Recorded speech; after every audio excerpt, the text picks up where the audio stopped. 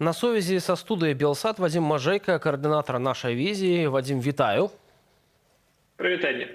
Ну, уласна, упершыню Лукашенка сёння узгадаў сваякоў палітычных эмігрантаў і прыгразіў ім рэпрэсіямі. Практыка выкарыстання фактычна закладнікаў. Ну, у таталітарных дзяржавах гэта такое абсалютна ўласцівая прыкмета, і Беларусь не выключэнне ў дадзеным выпадку. Ну, мне здаецца, тут той факт, што Лукашенко пагражае ўсім нам і выкарыстоўвае закладнікаў, гэта само па сабе не ёсць прыкметай таталітарнасці. Гэта ёсць прыкметай проста слабога кіраўніка, які насамрэч не мае нейкіх іншых інструментаў увогуле палітычнага працэса, акрамя як проста пагражаць. Бо такі вось стыль пагрозаў, ён жа нядобрага жыцця вядзецца. І таму, мне здаецца, это так, просто прыкмета слабасці. І, вядома, кожнаму з нас гэта непрыемна чуць, але, ў прынцыпе, гэта не з'яўляецца чымсьці новым. Мы і так ведалі, што Лукашенко помслівы. Але Лукашенко ўжо помсціць сваякам тых, хто з'ехаў, да каго не могуць дацянуцца ручонкі КДБ. І у сувязі з гэтым паўстае пытанне, ці гэта не аб'яўленая такая негалосная пачатак грамадзянскай вайны з самім беларускім народам? Мне здаецца, тут найбольш кажуць пра такое фіксаванне грамадскага раскола і тое, што не грамадская вайна, не, але спробы акурат якія вядуць да такіх наступстваў. Гэта тое, калі Лукашенко казаў, што ўсё, значыцца, тут весь наш народ, тут вось лукашысты і бацькі, вы мусіце быць валкадавамі, ніякіх ворагаў тут не будзе. І калі пры гэтым казаў пра нацыянальную еднасць, то бок гэта насамрэч сведчыць для яго, для палітыка, пра досыць сумны факт, што ён фактычна прызнаў звужэнне свайго электарата толькі да свайго ядра сваіх стороннікаў і абсалютнай нездольнасці дагрукацца да кагосьці іншага, нездольнасці прапанаваць нейкія іншыя ўвогуле варыянты бачання будучага, якія былі б камусьці прывабнымі. Дарэчы, пра будучыню ўвогуле ні слова не прагучала на гэтым усебеларускім народным сходзе. Лукашенко толькі казаў пра мінуўшчыну і звяртаўся толькі да гэта свайго ядернага электарата, які хоча атаясамляць з усім народам, іншых варыянтаў, у прынцыпе, і не бачыць. І, канешне, гэта так сведчыць і пра яго фактычна палітычную паразу. Але, канешне, гэта вось небяспечныя тэндэнцыі, бо менавіта так праз тое, што адмаўляюць фактычна часткі грамадства звацца беларусамі. Гэта так тое, што вядзе да моцных грамадскіх расколаў, і так тое, што акурат такія дзеянні самі па сабе у тэорыі, так яны і ведуць да грамадзянскіх войнаў. Але трэба ж разумець, што гэта Лукашенко хоча з намі ваяваць, і вельмі важна тут яму не дапамагаць у гэтым і не лічыць, што вось, умоўна кажучы, калі ён пагражае нашым блізкім, дык што трэба ўзаемна пагражаць яму яго дзецям, напрыклад. Ці што трэба ўвязацца ў грамадзянскую вайну, і калі Лукашенко лічыць, што мусіць быць толькі гебацькі, а ўсіх іншых надо пазабіваць, павыкідаць з краіны, вельмі важна, каб мы проста гэта не зеркалілі і не думалі тое самае, каб мы не лічылі, што мусіць быць, значыцца, адныя сапраўдныя беларускія патрыёты, а ўсіх лукашыстаў ябацяк мы ўсімі там пазабіваемся і выганем у Расію. Вельмі важна вось да такой ответкі не скатвацца, бо гэта акурат ёсць той самы грамадскі раскол, і, у прынцыпе, тыя, каму такія тэзы зараз адгукаюцца, і хто лічыць, што, ну так, в прынцыпе, надо ўсё зрабіць. На жаль, гэта акурат тыя, хто ўкраюць на грамадскі раскол, і так вінаваты Лукашенко. Але вельмі важна, каб мы казалі пра іншае, і наадварот, стваралі нейкі вобраз Беларусі, да якой усім хочацца імкнуцца, у тым ліку нават вось гэтым людзям, якія былі ў зале, хай сабе яны слабыя і не разумелі, чым яны там займаюцца. Сёння Александр Лукашенко зноў узгадваў полк Каліноўскага, страшыў беларусам нейкімі дыверсійнымі групамі. І, уласна, не так даўно ён казаў пра тое, што полк Каліноўскага, ну, ён такі пацешны, так ён выказаўся, але калі ён пацешны, то чаму столькі размоў, чаму Лукашенко не адпускае ўвогуле гэтая тэма? Ну так, мы бачым тут і страхі перад тым, што будзе нейкі узброены напад на Беларусь, ці то ад каліноўцаў, ці то ад некага калектыўнага захада і НАТО. Лукашенко тут відавочна просто падмяняе нейкі аналіз рэчаіснасці сваёй канспіралогіі, таму просто яму ўсё агулам страшна, без разумення тут розніцы. Але таксама мы бачылі, як Лукашенко узгадываў пра 20-й год, узгадываў пра тое, што называў каляровымі рэвалюцыямі. Таму мы просто бачылі, наколькі вось гэтыя ўсе крыўды і жахі Лукашэнкі застаюцца для яго актуальнымі. Ніякая старонка і блізу не перагорнутая, і не перагорнутая не толькі в сэнсе, што мы там не змірыліся.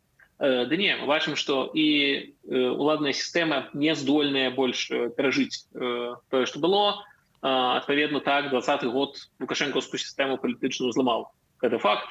Гэта не значыць, што сама па сабе, што мы ўжо прыйшлі да светлай будучыні, мякка кажучы, не.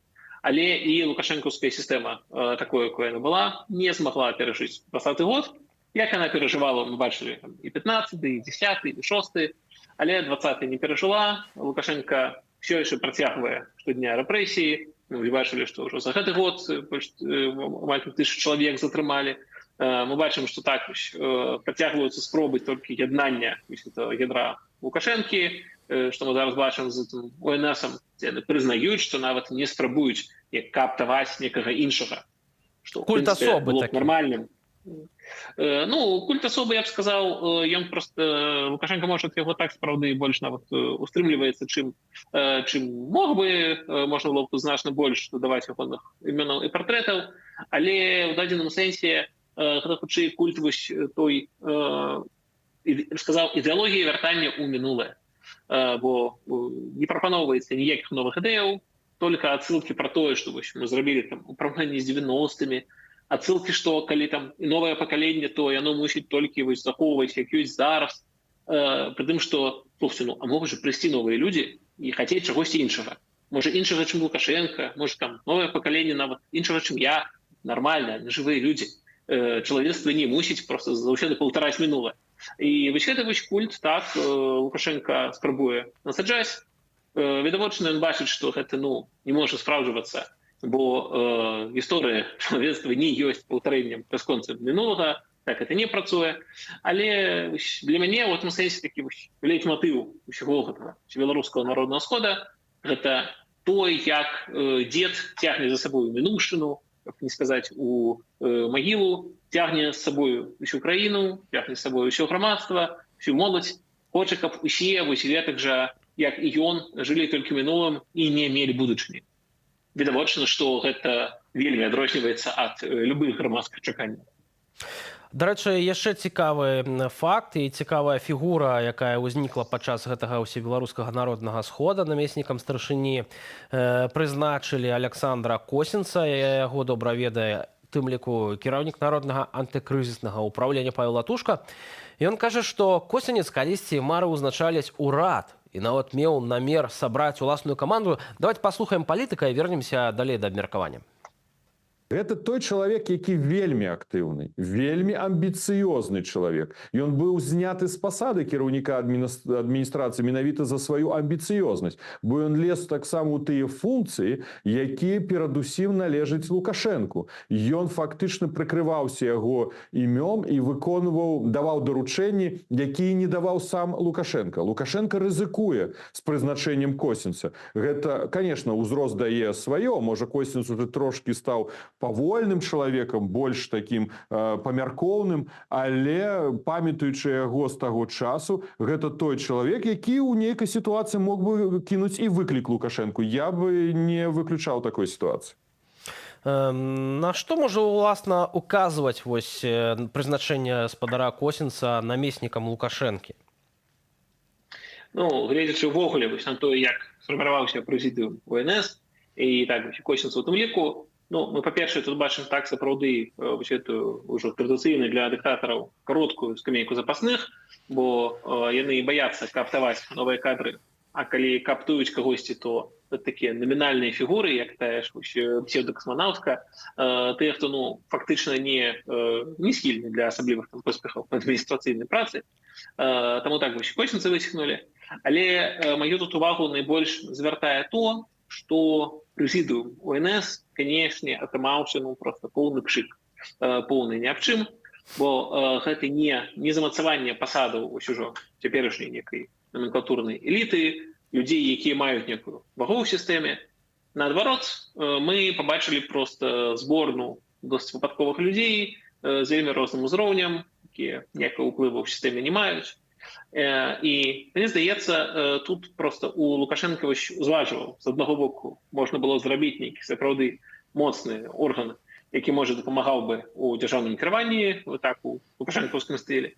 А іншы варыянт яшчэ больш размазаць уладу паміж ужо існуючымі пасадамі і тым, каб нейкі намінальна досыць вялікія паўнамоцтвы аддаць некаму наноўстварнаму органу і туды дадаць таксама не толькі каб новых, але людзей розных з рознымі кантэкстамі, не тых, хто мае ўжо цяпер найвялікшы ўплыў.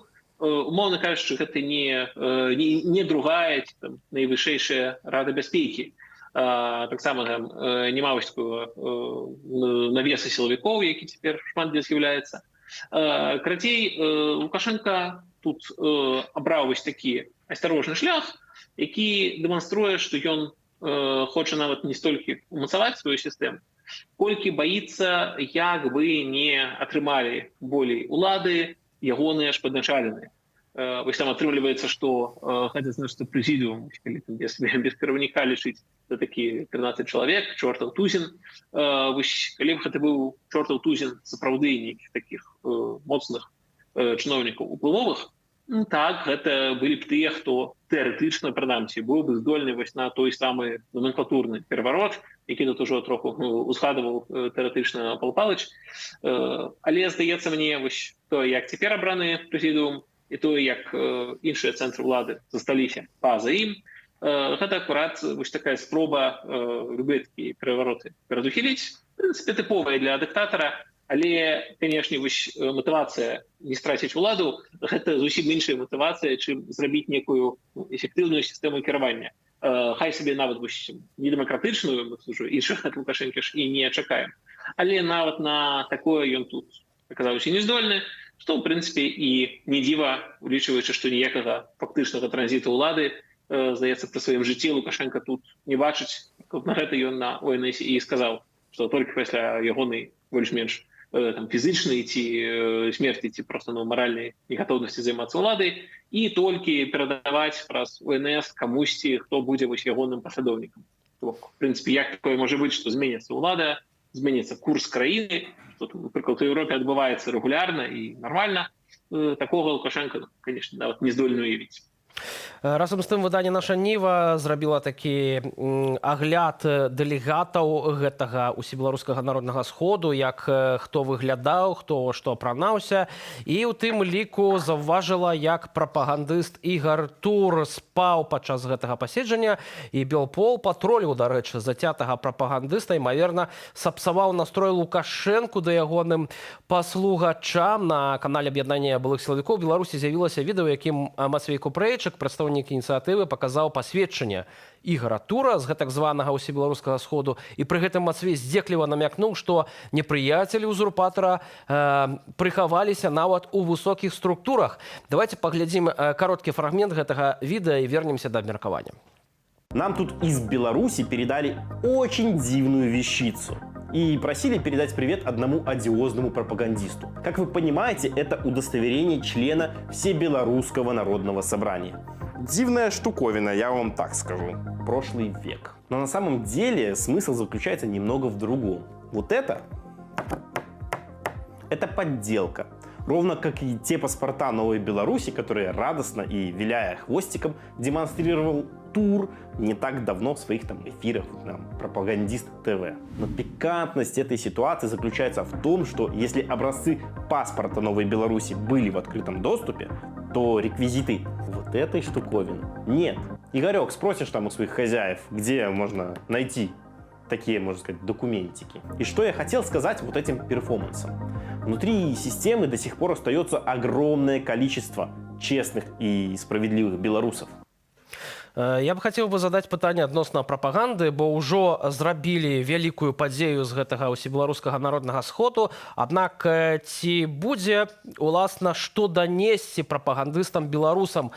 Наколькі важнае ўвогуле гэтае мерапрыемства, якое адбывалася ажно цэлых 2 дні? Ну, конечно, пропагандисты стараются тут на все лады И, как по мне, это, конечно, человек, как и вымышленный был, потому что дни все это глядеть, ну, это просто выглядае звыш натуральна, звыш бессэнсоўна. Але галоўнае, што нават не то, што я про это подумал, а тое, якая ўвогуле ёсць вось аджэнда, повестка дня в беларускім грамадстве і якая ёсць аджэнда на ўсебеларускім народным сходзе. Лукашенку яму было цікава казаць пра што? Пра сусветную закулісу, пра калектыўны захад акіянскіх нейкіх гаспадароў, англосаксаў, пра тое, які будзе крах некай піраміды долара, пра нейкія ўяўныя канфлікты паміж Еўропай і Амерыкай, ролю Китая. Карацей, уяўляць проста нейкія касмічныя тут вяршыні, бо, ну, в прынцыпе, і не дзіва, яму, можа, хочацца пра гэта паразмаўляць, а паразмаўляць яму пра гэта з кім? Это вось Светлана Ціхановская на саммит G7 на Капри полетела. І там было з кім паразмаўляць пра сапраўды важныя ў свеце рэчы. Лукашенко, ну, з расійскімі губернаторами, пэўна, не цікава. Вось размаўляў на ОНС, там же ему ніхто не запярэчыць. Разам з тым мы бачым, якія рэчы реально хвалююць беларусаў. Хвалюе, як растуць кошты, хвалюе доступ да медыцынскіх паслугаў, хвалюе якасць адукацыі, хвалюе праблема там доступу да шенгенскіх візаў, да таго, як моладзі ездзіць на вучобу.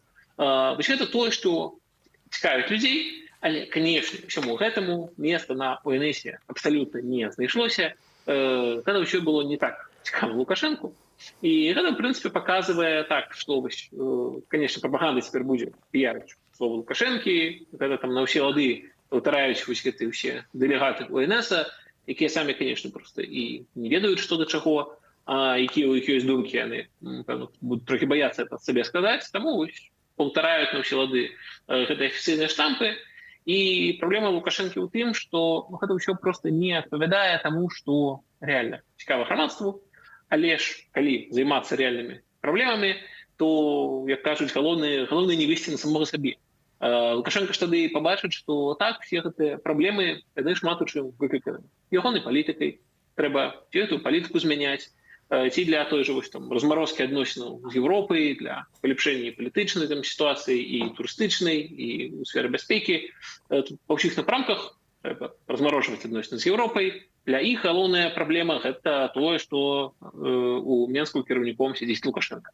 Адпаведна так, ён і ёсць крыніцай гэтых праблемаў. І, канешне, прыходзіць да такіх высноваў ні Лукашенко, ні ягонае атачэнне не гатовае.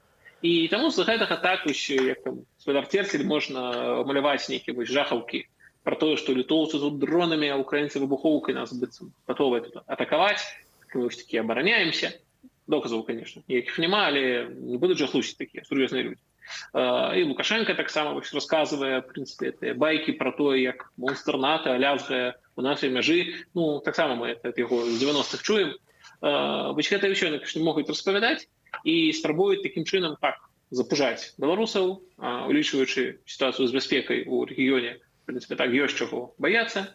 Але, канешне, паколькі крыніцай праблемаў ёсць сам Лукашенко з большасці, то казаць пра гэта ён не гатовы, ну, а ўжо тым больш не тое, што казаць, а рабіць нейкія канкрэтныя захады, ну, напрыклад, змяняць свае паводзіны, ці страшна сказаць, змяняць чалавека на чале Беларусі.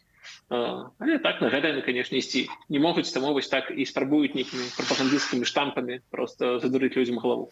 Цікава толькі, ці самыя гэтыя прапагандысты вераць у тое, што яны палятуць з экранаў тэлебачання. Дзякуй вялікі за гэтую размову. Вадзім Мажэйка, каардынатар нашай візіі, быў нашым госцем.